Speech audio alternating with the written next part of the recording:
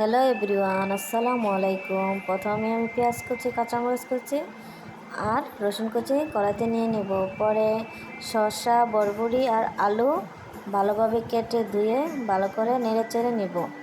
নাড়াচাড়া করার পর 1 চামচ মরিচের গুঁড়া, 1 চামচ হলুদের গুঁড়া আর 1 চামচ ধনিয়ার গুঁড়া নিয়ে নিলাম।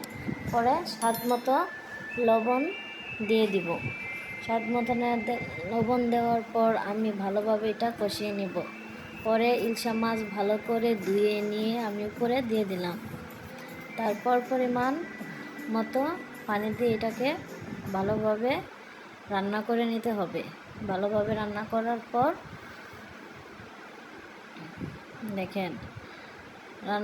পর দেখেন কত সুন্দর কালার এসেছে। আমার ইলশা মাছ রান্নাটা হয়ে গেছে। দেখেন দেখতেও কত সুন্দর লাগছে, খেতে অনেক মজা হবে। অবশ্যই আপনি